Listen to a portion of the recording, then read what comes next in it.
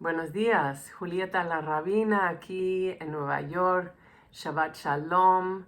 Esta semana estoy hablando de Vayeshev. Se trata todo de sueños, pero antes de llegar a eso, comencemos con esto, porque la primera línea, el primer verso de la parashá esta semana es Vayeshev Yaakov be'eretz megurei aviv, Be'eretz Kenaan. Y hay al menos dos formas de interpretar este verso. Las traducciones más comunes son: y Jacobo se estableció o moró en la tierra donde su padre había vivido, en la tierra de Canaán, o en la tierra de la peregrinación de su padre. Un poco aburrido. Pero también podríamos decir, y Jacobo habitó en la tierra del temor de su padre. Mucho más interesante y mucho más curioso. ¿Por qué? Porque Megurei o Megur es otra palabra para miedo o terror. Entonces vivió en el terror o el miedo de su padre. El rabino Levi Yitzhak de Berdichev del siglo XVIII, hasídico, comentó en el Kedushas Levi que esto significaba que Jacob abrazó el temor de su padre como el temor de Isaac, que viene de Génesis 31:42.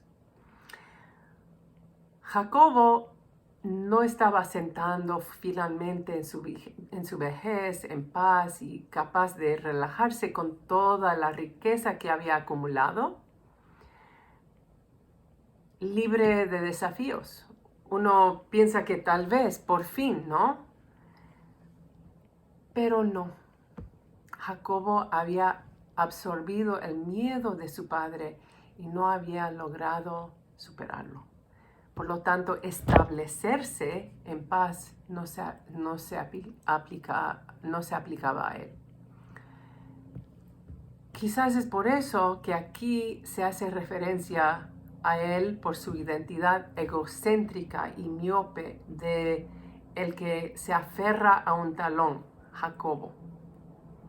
Como esa es la traducción de su nombre, Jacobo, y hablé de eso la semana pasada. Su nuevo nombre, Israel, que se le dio la semana pasada, después de luchar con el divino, con lo divino, no se usa aquí.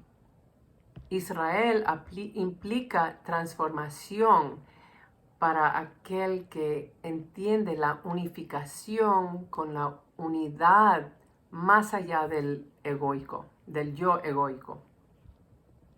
Pero Jacobo todavía cojea de sus heridas.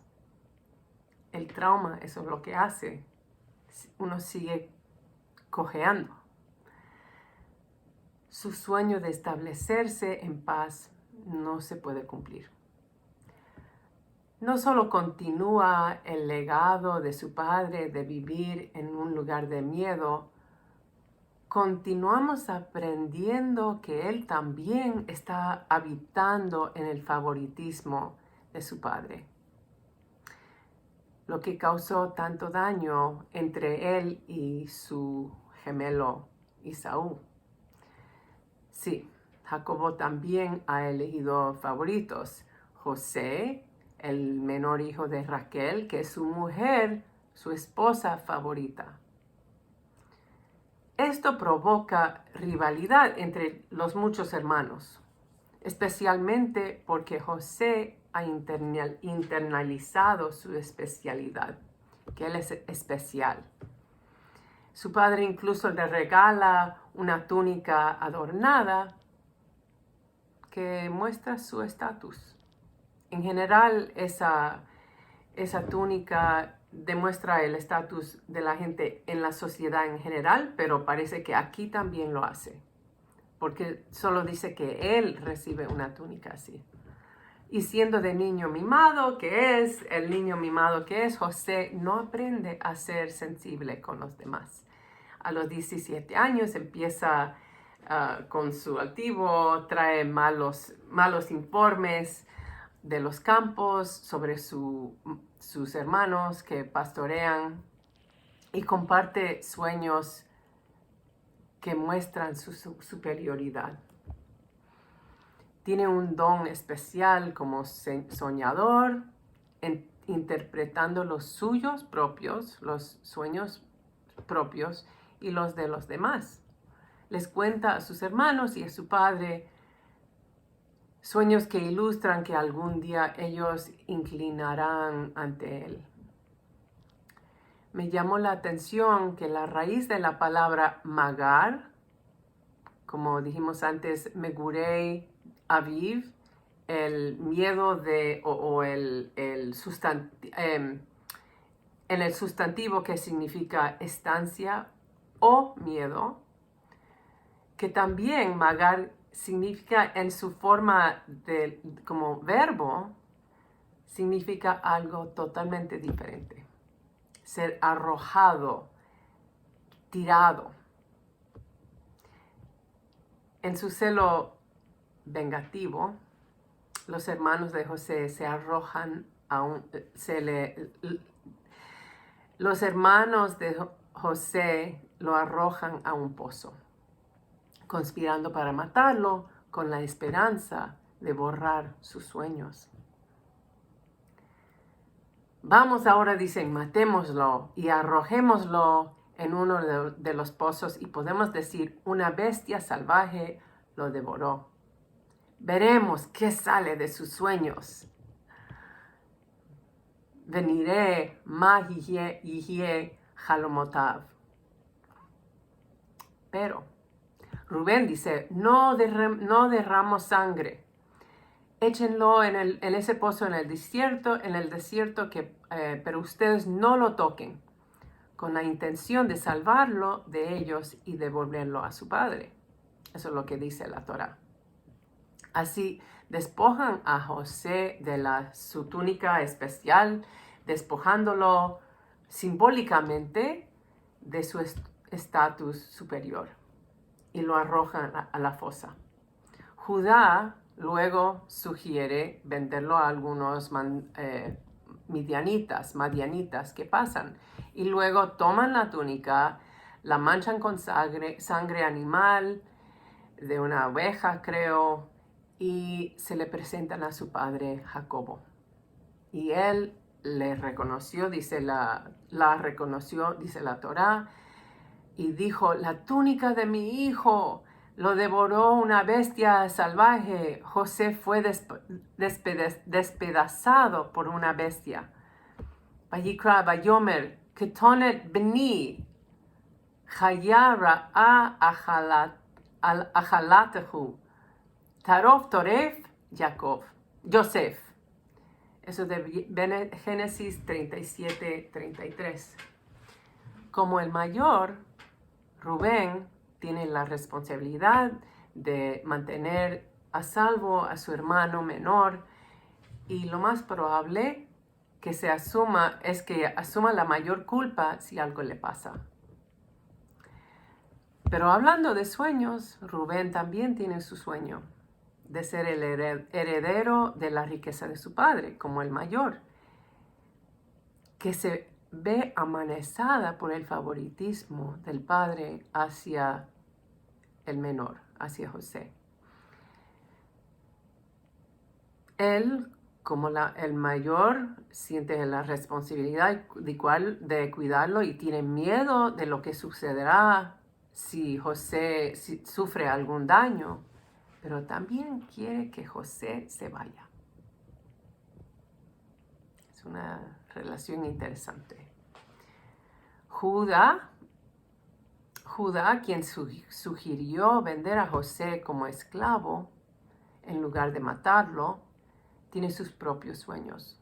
Él sigue adelante, se instala en otra parte y se casa y tiene hijos. Y sus sueños se ven frustrados cuando la tragedia cae sobre su familia.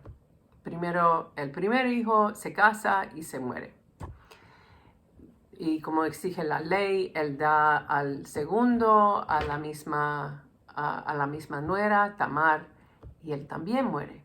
Y ahora Judá tiene miedo de darle su tercer hijo. Entonces, porque no quiere que se muera también. Él promete a Tamar que va a dar el más joven cuando sea grande, cuando esté a la edad apropiada. Y mientras tanto, envía a Tamar a la casa de su padre otra vez. Pero Tamar también tiene sus sueños. Y ella es nuestra heroína mientras vive en un tiempo y lugar que tiene poca consideración por las necesidades o perspectivas femeninas de las mujeres. Ella toma su sueño y se propone cumplirlo. Y dice la Torá, entonces ella se quitó su ropa de viuda, se cubrió el rostro con un velo y envolviéndose se sentó a la entrada de Enaim, el pueblo, porque vio que Selah, el nombre del hijo, había crecido, pero no se le había dado a él por mujer. A él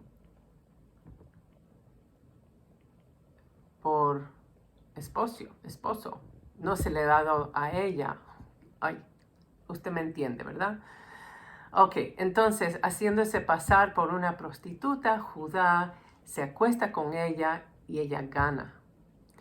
Los detalles no son importantes aquí, estamos hablando de sueños. Y ahora volvamos a la historia de José, donde termina en la servidumbre de Faraón en Egipto.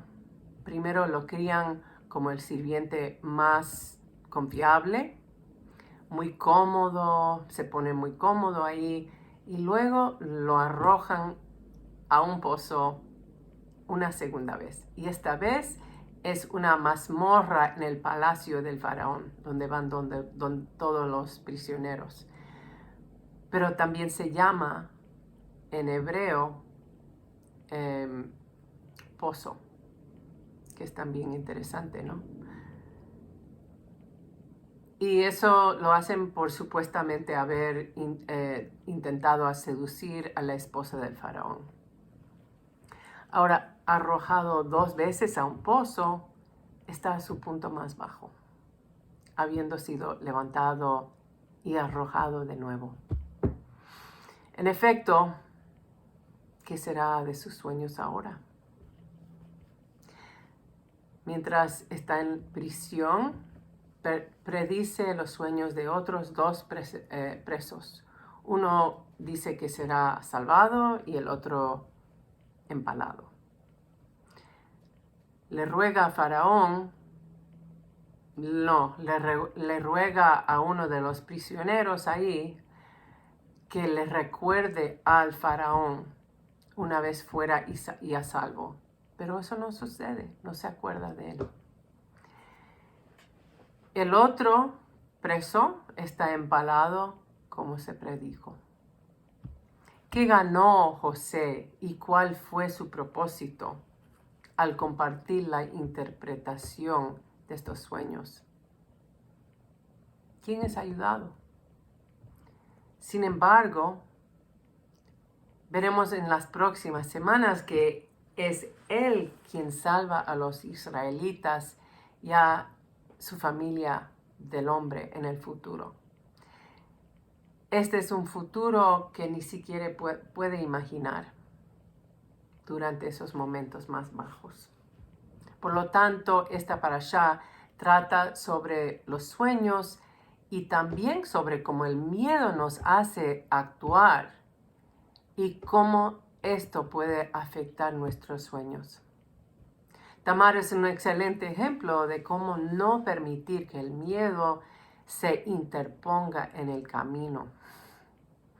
Uno puede imaginar que estaría aterrorizada de ser descubierta De hecho, Judá amenaza con quemarla viva hasta que se vea obligado a reconocer su identidad y la promesa que él le hizo. Entonces, tiene mucho por temer ella, ¿verdad? Pero no lo deja interponerse en su camino y en su sueño. Ahora, regresando al comienzo de la parashá, José es enviado a buscar a sus hermanos en el pasto. Y afuera en un campo, esto es al principio, ¿ok? Antes de que los hermanos lo echan al pozo, pero es el mismo momento, el mismo día. Y afuera en un campo, un hombre vino sobre él, dice, mientras vagaba. Eso es del 37:14. Nunca más volvimos a saber de este hombre, lo cual es sospechoso. ¿Será otro caso de un ángel haciéndose pasar por un hombre? Como vimos con Abraham y los mensajeros que vinieron a anunciar el nacimiento de Isaac, o el ser divino con que luchó Jacobo. Hablé de eso la semana pasada también. El filósofo judío medieval Maimónides sugiere precisamente esto, que el ángel fue enviado para asegurarse de que José no se dé por vencido en su misión de encontrar a sus hermanos. Porque si José no hubiera conocido al ángel, no habría sido vendido como esclavo, su familia no lo habría seguido a Egipto y él no habría estado ahí para salvarlos a ellos y a su pueblo del hambre más adelante. A veces nuestros momentos más bajos pueden enriquecer nuestras vidas de manera que nunca podemos imaginar. Tal vez nuestros sueños cambien como resultado. Tal vez nos demos cuenta de que después de todo esos sueños no valían nada, no eran buenos. A veces los sueños que se cumplen y realizamos, estamos en la situación y decimos, eso no fue un sueño bueno. Y si no fuéramos tan rápidos en querer conocer el futuro, ¿cambia las cosas si sabemos del futuro? Quizás. Las predicciones son muy poderosas y pueden hacernos renunciar los sueños. Pero nuestros sueños en sí mismos son poderosos. Los sueños nos mantienen en marcha al igual que hacer planes. Una vez leí de los estudios sobre centenarios, los que viven hasta después de 100 años. Y dicen que lo que tienen en común es que ellos siempre están planeando para el futuro. Siempre tienen un sueño.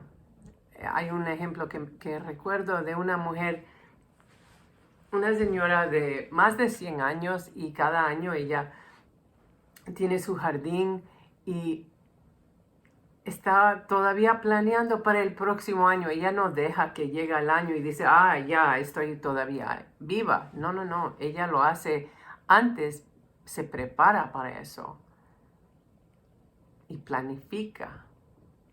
No dejó ella que nadie le dijera que su sueño era absurdo. Tú tienes más de 100 años, tú no vas a vivir. ¿Cómo tú puedes planificar? Tú vas a morir el próximo año. Y si pudiéramos plantar semillas para nuestros sueños y tal vez creer que hay ángeles acompañándonos, guiándonos por el camino. El comentarista de la Torá del siglo X, Rashi, interpretó: y se estableció en la tierra donde nació su padre, la primera línea, Vayeshev Yaakov Begurei Aviv, él lo interpreta, él deseaba vivir en tranquilidad, hablando de Jacobo. Incluso cuando el miedo y el terror lo invadieron, eso es lo importante, lo aceptó todo con paz y tranquilidad, debido a su gran confianza. Eso viene del rabino Levi Yitzhak de Berdichev. No debemos dejar de lado nuestros sueños, ya sean grandes o pequeños, si tenemos mucho tiempo o si nuestros días están cortados. La verdad es que todos nuestros días son cortados. Están contados. Eso es lo que quiero decir. Cortados, contados. No sabemos cuándo vamos a morir. Incluso cuando pensamos que tenemos todo el tiempo del mundo, toda la vida adelante, no sabemos. Podemos ajustar nuestros sueños a medida que avanzamos, y no debemos permitir que otras personas predigan el futuro o para que nuestro miedo se interponga en el camino. Mi bendición para esta semana es que podamos plantar semillas de nuestros sueños, verlos crecer y sembrarlos. Diga por favor amén y visite por favor mi sitio del web tamid.us tamid.us. Hasta pronto. Shabbat Shalom. Nos vemos pronto.